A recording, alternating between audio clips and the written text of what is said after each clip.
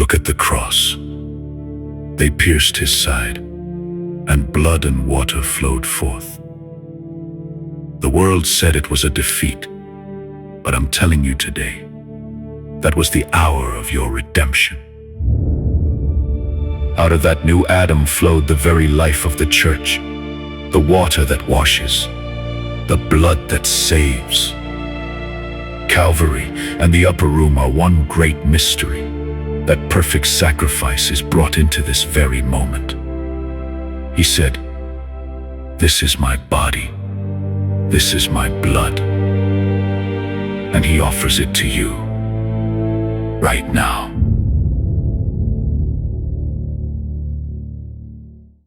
പിതാവിൻ്റെയും പുത്രൻ്റെയും പരിശുദ്ധാത്മാവിൻ്റെയും നാമത്തിൽ ആമേൻ. ഈശോയിൽ ഏറ്റവും സ്നേഹമുള്ള സഹോദരങ്ങളെ, നമ്മുടെ ദിവ്യകാരുണ്യ വിമോചന യാത്രയിലെ 21-ാമത്തെ ദിവസത്തിലേക്ക് കടക്കുകയാണ്.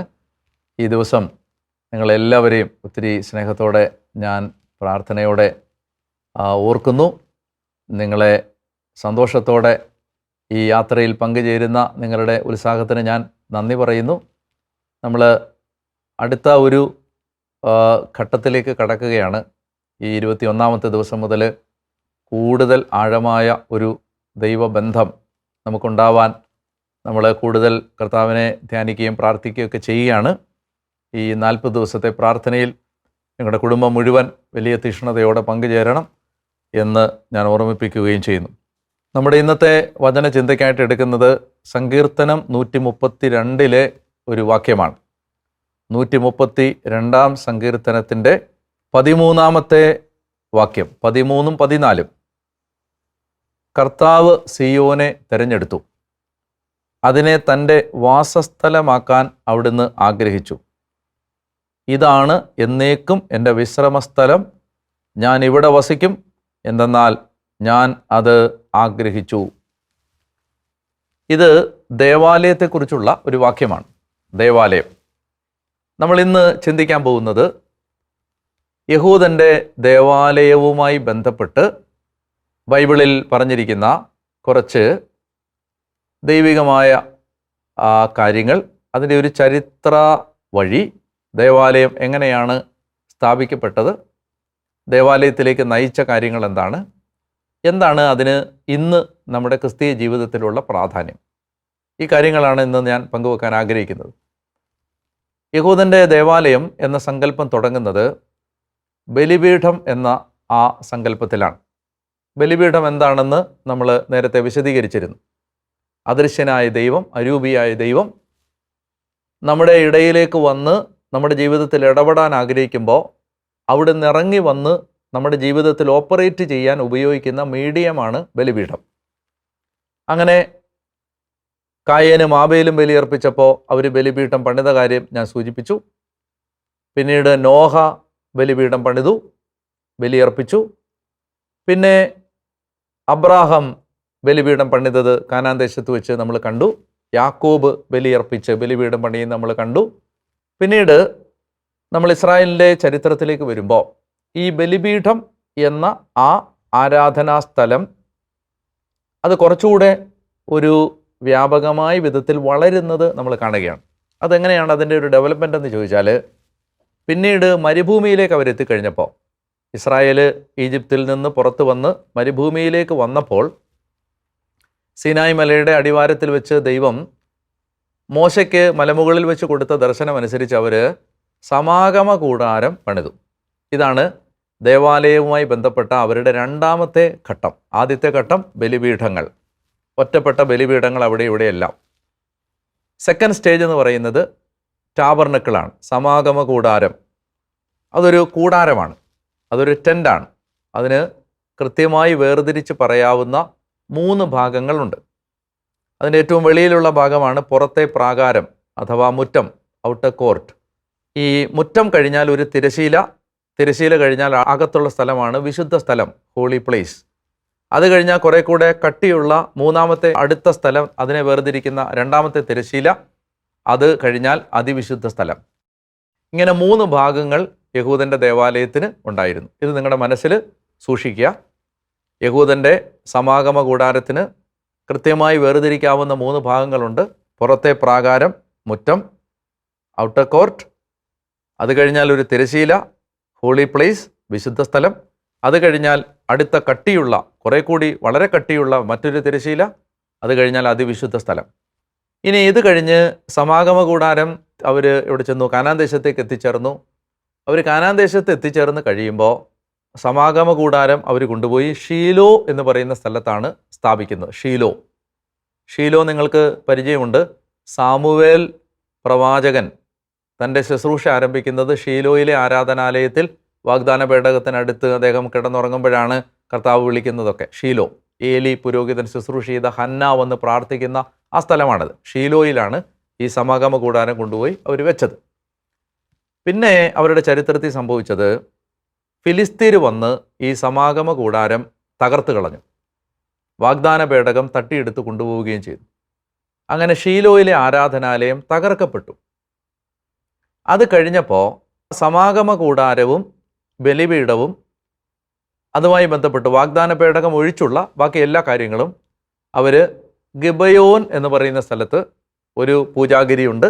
ആ ഗിബയോനിലെ പൂജാഗിരിയിൽ അവർ സമാഗമ കൂടാരം പിന്നെ കൊണ്ടുപോയി സ്ഥാപിച്ചു. അവിടെയാണ് സോളമനൊക്കെ പോയി ബലിയർപ്പിച്ചത്, ദാവീദൊക്കെ പോയി ബലിയർപ്പിച്ചത് ഈ ഗിബയോനിലാണ്. അപ്പോൾ ഞാൻ പറഞ്ഞു വന്നത്, ആദ്യത്തെ സ്റ്റേജ് ബലിപീഠം, രണ്ടാമത്തേത് സമാഗമ കൂടാരം. സമാഗമ കൂടാരം ആദ്യം ഷീലോയിൽ, പിന്നെ ഗിബയോനിൽ. ഇത് കഴിഞ്ഞാൽ പിന്നെ നമ്മളതിൻ്റെ ചരിത്രം കാണുമ്പോൾ ഇവർ സോളമൻ്റെ കാലം എത്തുമ്പോഴേക്കും ടെമ്പിൾ മൗണ്ടിൽ അബ്രഹാം ഇസഹാക്കിനെ ബലി കഴിക്കാൻ തുടങ്ങിയ സ്ഥലത്ത് സോളമൻ വലിയ ഒരു ബ്രഹ്മാണ്ഡ ദേവാലയം പണിതു.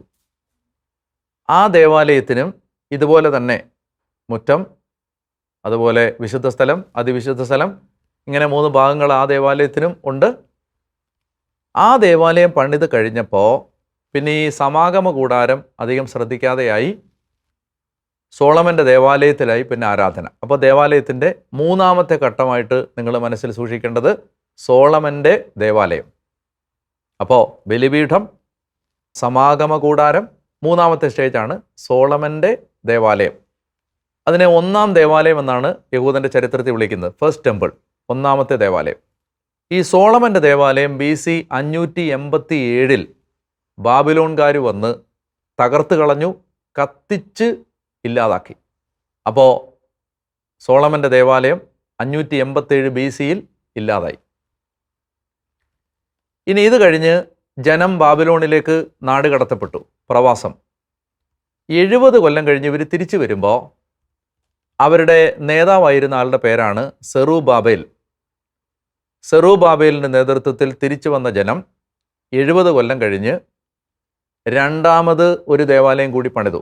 അതിനെ സെക്കൻഡ് ടെമ്പിൾ എന്നാണ് വിളിക്കുന്നത്. 2ാം ദേവാലയം, അതിനെ നമുക്ക് മനസ്സിലാവാൻ വേണ്ടി സെറൂബാബേലിൻ്റെ ദേവാലയം എന്ന് വിളിക്കാം. അപ്പോൾ ഇതുവരെ പറഞ്ഞ ഘട്ടങ്ങൾ: 1, അബ്രഹാം, ഇസഹാക്ക്, യാക്കോബ്, നോഹ, കായൻ, ആബേൽ തുടങ്ങിയവരെല്ലാം ബലിപീഠങ്ങൾ പണിതു. ഇതാണ് ദേവാലയത്തിൻ്റെ ആദ്യ രൂപം. അത് കഴിയുമ്പോൾ സമാഗമ കൂടാരം, അത് കഴിയുമ്പോൾ സോളമൻ്റെ ദേവാലയം. 4ാമത്തെ ഘട്ടമാണ് സെറൂബാബേലിൻ്റെ ദേവാലയം. അതിനെ സെക്കൻഡ് ടെമ്പിൾ എന്നാണ് വിളിക്കുന്നത്. ആ സെറൂബാബേലിൻ്റെ ദേവാലയം പിന്നെയും കുറച്ച് കാലം മുന്നോട്ട് നീങ്ങിക്കഴിയുമ്പോൾ അന്തിയോക്കസ് എപ്പിഫാനസ് എന്നു പേരുള്ള സിറിയൻ രാജാവ്, അന്തിയോക്യൻ രാജാവ് വന്ന് ഈ ദേവാലയത്തെ അശുദ്ധമാക്കുകയും ദേവാലയത്തിൻ്റെ പല ഭാഗങ്ങളും നശിപ്പിക്കുകയും ചെയ്തു. പൂർണ്ണമായും തകർത്തില്ല, പക്ഷേ ദേവാലയത്തെ ഡെസക്രേറ്റ് ചെയ്തു, മലിനമാക്കി, നശിപ്പിച്ചു, അതിൻ്റെ പവിത്രത നശിപ്പിച്ചു. ഏതാണ്ട് 3.5 വർഷത്തോളം അന്തിയോക്കസിൻ്റെ നിയന്ത്രണത്തിലായിരുന്നു ദേവാലയം. അവിടെ വിജാതീയ ബലികൾ, പന്നികളെ ബലിയർപ്പിക്കുക, ഇതെല്ലാം ആ ദേവാലയത്തെ വേശ്യാലയമാക്കി മാറ്റി. അങ്ങനെ ഒത്തിരി ദുരിതങ്ങൾ ആ കാലത്ത് നടന്നു. ആ കാലഘട്ടത്തിന് ശേഷം 3.5 വർഷം കഴിയുമ്പോൾ യൂദാസ് മക്കബയൂസിൻ്റെ നേതൃത്വത്തിൽ ഈ ദേവാലയം തിരിച്ചുപിടിച്ചു, അന്തിയോക്കസിനെ തോൽപ്പിച്ചു. അങ്ങനെ ദേവാലയം യൂദാസിൻ്റെ നേതൃത്വത്തിൽ വീണ്ടും പ്രതിഷ്ഠിച്ചു.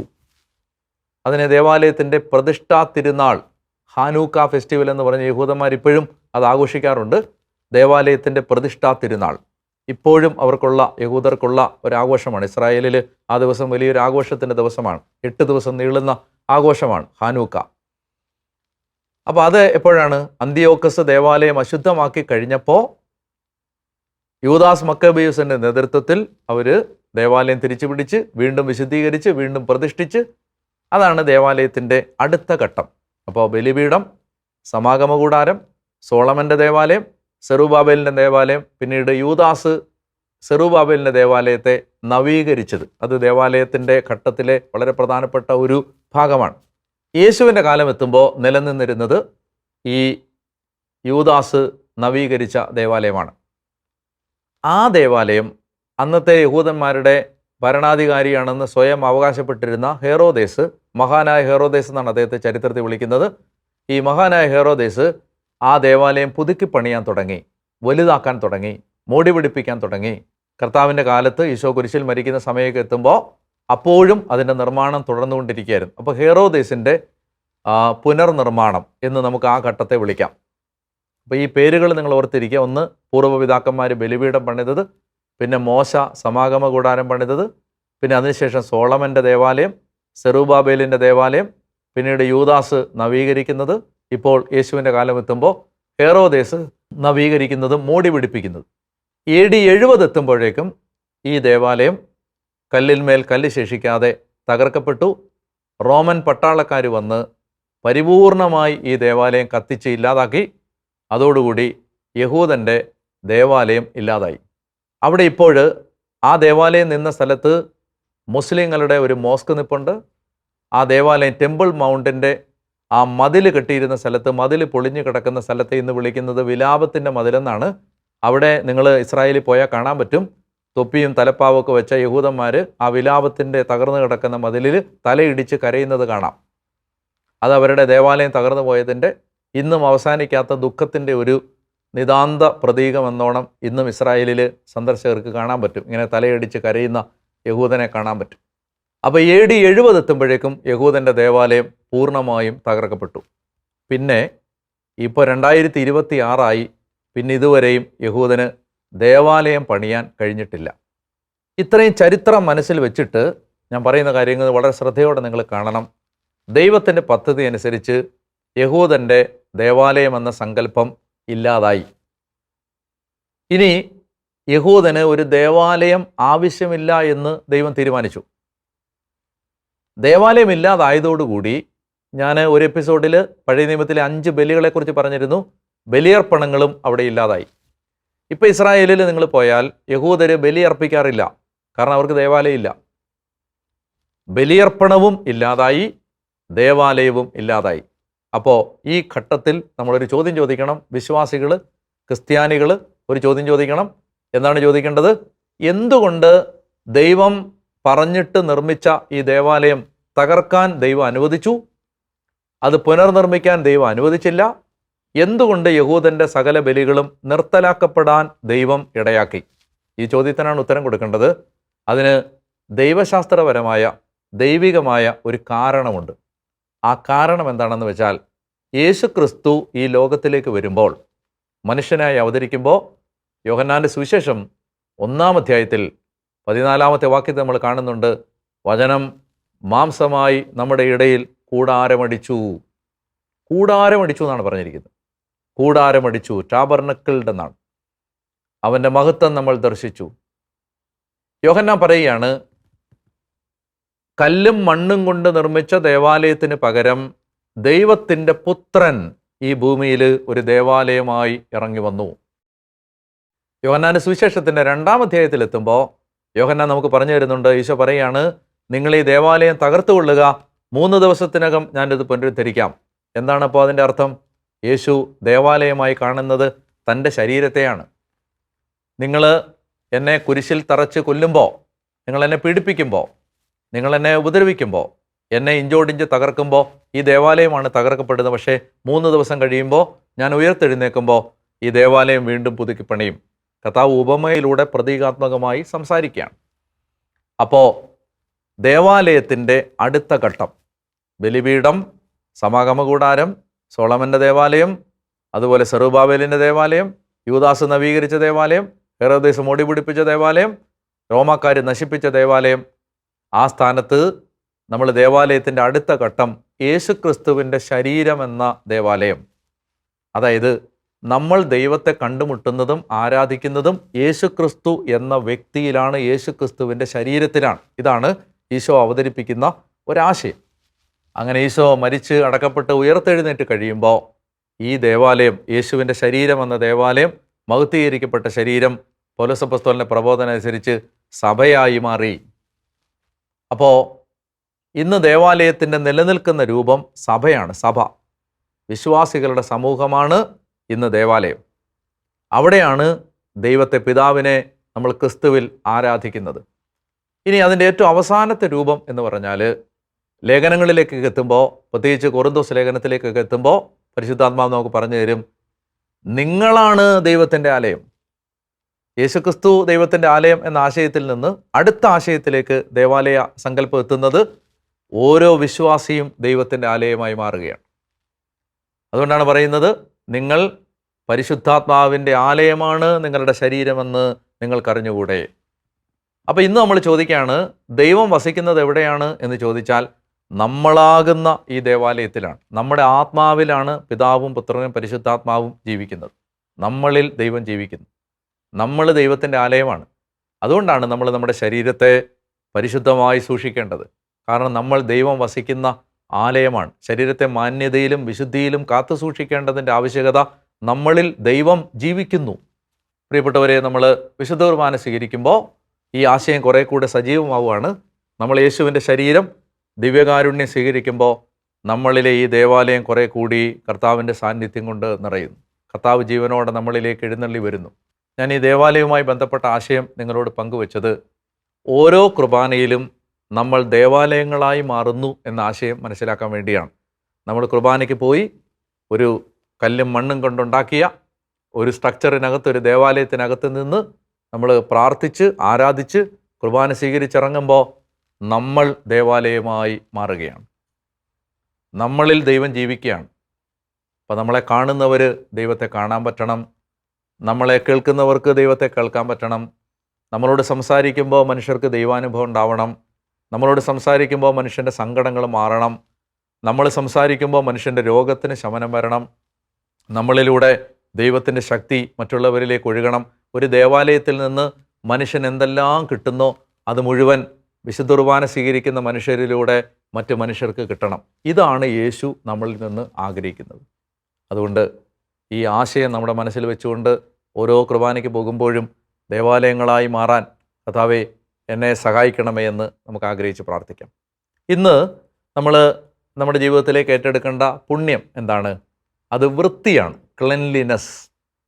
ഇങ്ങനെ ഒരു ചൊല്ലുണ്ട് ഇംഗ്ലീഷിൽ, cleanliness is next to godliness. വൃത്തി ദൈവികതയുടെ അടുത്ത് നിൽക്കുന്നതാണ്. എന്ന് പറഞ്ഞാൽ നമുക്ക് വൃത്തി ഉണ്ടാവണം. അത് നമ്മൾ കുളിക്കുന്നു, വസ്ത്രം അലക്കുന്നു, നമ്മൾ വൃത്തിയായിട്ട് നടക്കുന്നു. നമ്മുടെ തലമുടി മുതൽ നഖം വരെ നമ്മൾ വൃത്തിയായി കൊണ്ട് നടക്കണം. കാരണം എന്താണ്? നമ്മൾ ദൈവത്തിൻ്റെ ആലയമാണ്. അതുകൂടാതെ നമ്മൾ കിടക്കുന്ന സ്ഥലം, കിടക്കുന്ന കട്ടിൽ, നമ്മൾ ജോലി ചെയ്യുന്ന സ്ഥലങ്ങൾ, അതുപോലെ തന്നെ നമ്മൾ ജീവിക്കുന്ന വീട്, വീടിൻ്റെ പരിസരങ്ങൾ, നമ്മൾ ധരിക്കുന്ന വസ്ത്രം, നമ്മുടെ വാഹനം എല്ലാം വൃത്തിയുള്ളതായിരിക്കും. കാരണം എന്താണ്? നമ്മൾ ദൈവത്തിൻ്റെ ആലയമാണ്. അപ്പോൾ അതുകൊണ്ട് എന്താണ് നമ്മുടെ ജീവിതത്തിൽ ഒഴിവാക്കേണ്ടത്? വൃത്തികേട്. അത് നമ്മൾ ഒഴിവാക്കണം. അതുകൊണ്ട് നമ്മൾ കർത്താവിനോട് പ്രാർത്ഥിക്കണം, ദൈവമേ എനിക്ക് എൻ്റെ ജീവിതത്തിന് ഒരു നല്ല, ഒരു വൃത്തിയും വെടുപ്പുമുള്ള, അച്ചടക്കമുള്ള ഒരു ജീവിതം എനിക്ക് തരണമേ എന്ന് നമുക്ക് പ്രാർത്ഥിക്കണം. അപ്പോൾ ടാസ്ക് എന്താണ്? നിങ്ങളിന്ന് പോയിട്ട് നിങ്ങൾ താമസിക്കുന്ന സ്ഥലം, വീട്, ഉപയോഗിക്കുന്ന വസ്തുക്കളെല്ലാം നോക്കുക. അത് വൃത്തിയുള്ളതാണോ നോക്കുക. അത് വൃത്തിയുള്ളതല്ലെങ്കിൽ അത് വൃത്തിയാക്കുക. അത് നമ്മുടെ ആത്മീയതയുടെ ഭാഗമാണ്. ദൈവം നിങ്ങളെ സമൃദ്ധമായിട്ട് അനുഗ്രഹിക്കട്ടെ എന്ന് ഞാൻ പ്രാർത്ഥിക്കുന്നു. നമുക്ക് ആരാധനയുടെ ആശീർവാദം സ്വീകരിക്കാൻ വേണ്ടി ഒരുങ്ങാം.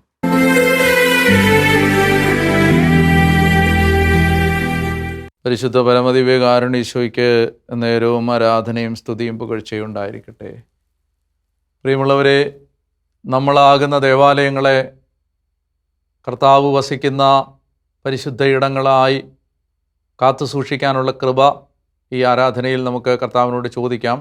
നമ്മുടെ ശരീരങ്ങളെ വിശുദ്ധമായി കാത്തു സൂക്ഷിക്കാൻ, നമ്മൾ ദൈവത്തിൻ്റെ ആലയങ്ങളാണെന്ന് മറന്നു പോകാതിരിക്കാൻ ദൈവമേ അങ്ങ് സഹായിക്കണമേ എന്ന് അപേക്ഷിക്കാം. നല്ല കർത്താവേ, എത്രമാത്രം വലിയ ഒരു ദാനമാണ്, ഞങ്ങൾ ദൈവത്തെ വഹിക്കുന്നവരാണ് എന്ന് മനസ്സിലാക്കുമ്പോൾ ഞങ്ങൾക്ക് അവിടുന്ന് തന്ന ആ ദാനം എത്ര വലുതാണ് എന്ന് ഞങ്ങൾ അറിയുന്നു. ജീവിക്കുന്ന ദൈവത്തിൻ്റെ ആലയങ്ങളാകാൻ ദൈവമേ ഞങ്ങളെ അങ്ങ് സഹായിക്കണം എന്ന് അപേക്ഷിക്കുന്നു. കർത്താവേ, പരിശുദ്ധാത്മാവ് വസിക്കുന്ന ഞങ്ങളുടെ ഹൃദയം, ദൈവാത്മാവിൻ്റെ ആലയമായ ഞങ്ങളുടെ ശരീരം, അതിൻ്റെ ഏറ്റവും തികഞ്ഞ പരിശുദ്ധിയിൽ കാത്തു സൂക്ഷിക്കാൻ പാപത്തിൻ്റെ എല്ലാ മുള്ളുകളും മാലിന്യങ്ങളും കറകളും ഞങ്ങളിൽ നിന്ന് എടുത്തു മാറ്റണമേ. ഞങ്ങൾ വിശുദ്ധിയുള്ളവരായി ഈ ലോകത്ത് ജീവിക്കാൻ ഇടയാവണമേ. ഞങ്ങളുടെ ഏറ്റവും ചെറിയ തെറ്റുകൾ പോലും കർത്താവെ മനസ്സിലാക്കാനുള്ള കൃപ തരണമേ. ഞങ്ങൾ പാപമില്ലാത്തവരായി, കളങ്കമില്ലാത്തവരായി, ഈ ലോകത്തിൻ്റെ മാലിന്യമേൽക്കാത്തവരായി ജീവിക്കാൻ ഞങ്ങളെ സഹായിക്കണം എന്ന് പ്രാർത്ഥിക്കുന്നു. പ്രിയപ്പെട്ടവരെ, നമ്മുടെ ശരീരമാകുന്ന ദേവാലയത്തിൽ വന്നുപോയ കുറവുകൾക്കെല്ലാം ഈ ആശീർവാദത്തിൽ ഈശോ മോചനം തരുന്നതിന് വേണ്ടി ആഗ്രഹിച്ച് വലിയ വിശുദ്ധിക്കുള്ള കൃപ കിട്ടുന്നതിന് ദാഹിച്ച് ആശീർവാദം സ്വീകരിക്കാം.